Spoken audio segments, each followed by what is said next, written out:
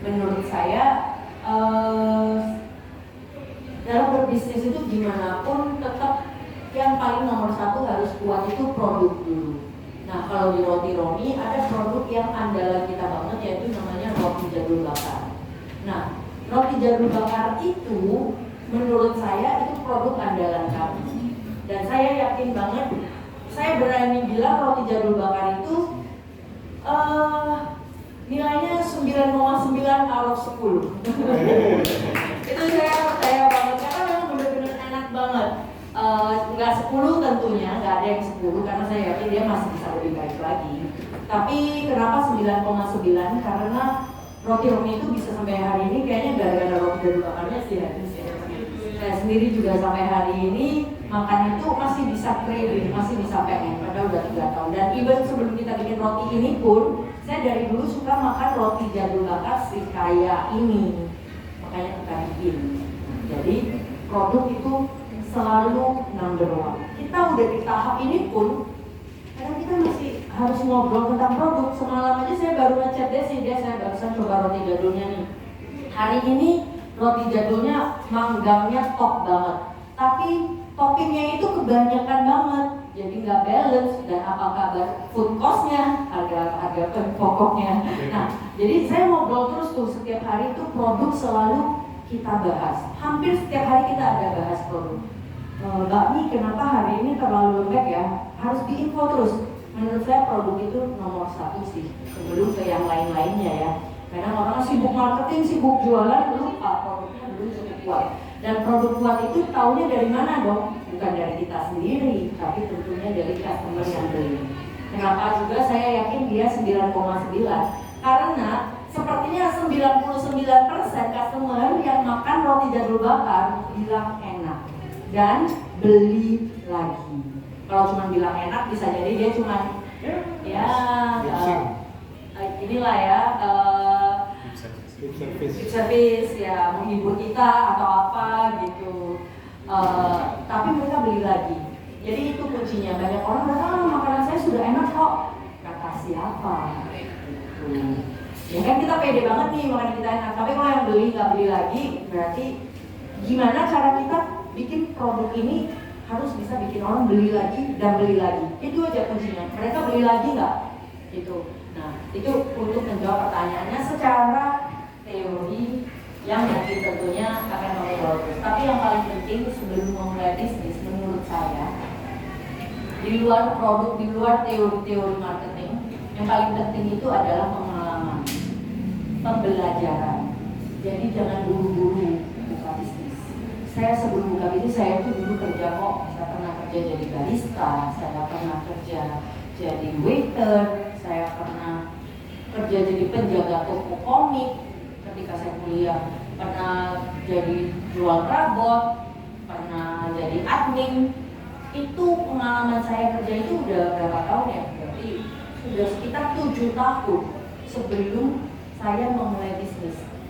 Kadang anak-anak pengen shortcut. Saya tahu banget, banyak banget anak-anak tuh pengen shortcut, pengen cepat kaya, apalagi dengan zaman sekarang instan, segala sesuatu maunya instan. Kebanyakan di sosial media. Iya, pengen cepat kaya. Iya.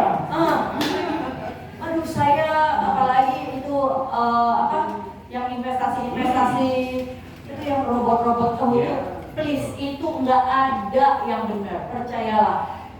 Saya jangan percaya saya, tapi kalian lihat aja orang-orang sukses. Ada nggak yang sukses bener-bener, orang yang bener-bener udah sukses ya, yang top 10 di Indonesia deh. Jangan lihat yang di sosial media itu belum tentu itu mobilnya juga punya dia. Hairul Tanjung. Ya, Hairul Tanjung. Masa dia kaya dari judi? Enggak dong. Dia nggak kaya juga dari robot trading.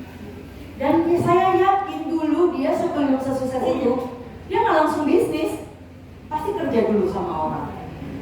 Papa saya juga pebisnis ya, mungkin saya punya inspirasi dan kalau saya punya naluri bisnis itu mungkin karena saya melihat dia dari kecil. Dia juga kerja sama orang dulunya, dari tebing tinggi itu kota kecil di Sumatera Utara. Dia baru kemarin cerita, oh saya kan dia jalan-jalan ke Jakarta lihat Roti Romi kan. Oh dulu saya kerja naik angkot dari angkutan umum lah, bukan angkot ya, dari naik bus dari Medan, naik di terminal entah berapa hari dia naik bus itu baru sampai di Jakarta, merantau di Jakarta, kerja di Jakarta. Ternyata itu dia juga harus melalui kerja berapa tahun dulu baru akhirnya nemu kesempatan untuk berbisnis. Jadi jangan buru-buru berbisnis menurut saya. Saya tahu nih anak-anak banyak banget tuh saya pengen berbisnis. Nggak apa-apa, memang belajar bisnis itu penting. Tapi kan enggak, kamu bisa belajar bisnis dari kamu kerja dong. Saya dulu kerja jadi barista di Starbucks.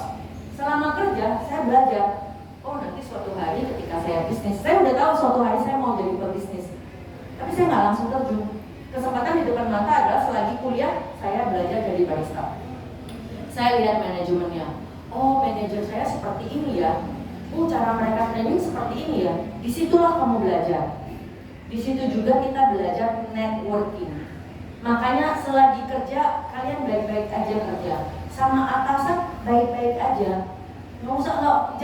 Jangan terlalu ego kayak merasa pintar sendiri. Nggak ada itu. Nggak ada orang yang paling pintar di dunia ini. Jangan banyakkan curhat di medsos ya. Ya, itu pusing saya kalau udah lihat orang curhat di medsos. Fungsinya apa sih? Nggak ada yang bisa menyelamatkan kamu dari leader kamu itu. Iya benar banget. Untung itu curhat di medsos tentang kerja nggak ada gunanya. Saya selalu bilang bukan bilang ke karyawan ya, saya bilang ke kalian. Kalian pasti merasa aduh atasan saya hari ini kejam sekali sih, saya dimarahi pada bukan salah saya.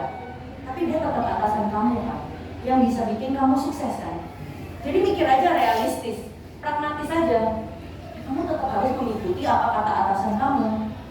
Dan saya yakin nanti suatu hari 5 tahun lagi, 10 tahun lagi kamu look back, sangat banyak kata-kata dari atasan kamu yang benar ternyata kata dia dulu itu.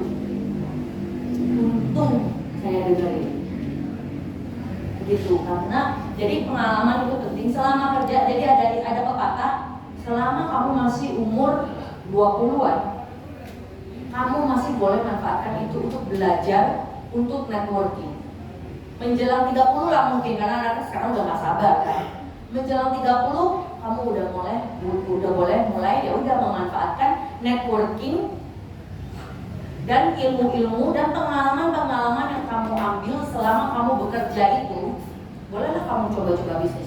Tapi ingat ya, kalau coba-coba bisnis pun kan kamu nggak harus langsung misalnya kamu udah punya job yang steady nih, kamu pengen banget berbisnis, tapi berbisnis itu bukan jawaban untuk semua orang ya. Jadi nggak semua orang itu ditakdirkan untuk jadi pebisnis. Banyak banget teman-teman saya, even teman-teman saya yang udah sekolah bisnis, yang udah orang tuanya itu pebisnis, yang udah ilmunya itu udah tinggi banget, ketika dia berbisnis dia gagal. Tapi ya nggak apa-apa juga, dicoba aja semua. Kamu pengen berbisnis coba aja. Kalau gagal ya udah, berarti mungkin. Dan akhirnya teman saya itu balik, jadi kerja juga sama orang. Dan kerja sama orang itu bukan berarti nggak akan sukses. Jadi jangan salah. Kan sekarang tuh orang-orang di brainwash, pebisnis baru kaya, pebisnis baru kaya.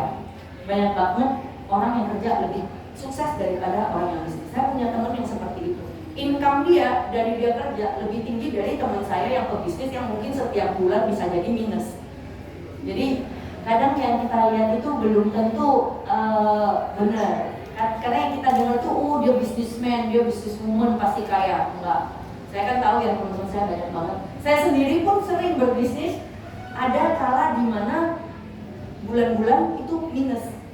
Ketika kita minus, kita tetap harus bayar karyawan. Gitu. Jadi bagi yang nggak punya cita-cita jadi pebisnis juga nggak usah minder. Bukan berarti kalian nggak bisa sukses. Ya.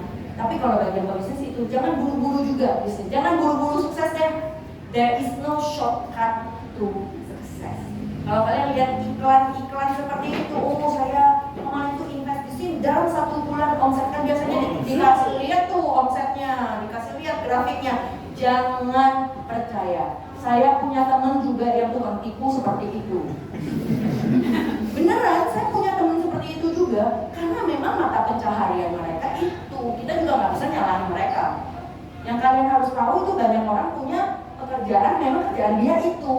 Jadi jangan percaya 100%. Ikuti, intinya kalian harus kerja keras loh. Intinya Intinya kerja keras, kesempatan yang ada diambil. Bukan kesempatan yang shortcut itu nggak ada yang benar. Seperti yang tadi itulah Khairul Tanjung, even Pak Jokowi pun bisa di titik ini, emang dia nggak kerja keras. Nggak ada yang Tukang serut kayu. Itu aja. Kita jangan ngomong saya lah ya, ngomong aja sama si Jokowi, si orang-orang sukses itu. Nggak ada yang nggak kerja keras, nggak ada yang shortcut intinya gitu. Mau jadi presiden nggak ada shortcut. Jadi apapun yang sukses nggak ada shortcut. Jadi jangan buru-buru mau kaya. Ada jalannya. Kerja keras aja nanti datang sendiri duitnya. Pasti kok. Ya Des ya? Ya, bisa. Itu. Oke. Maaf kepanjangan.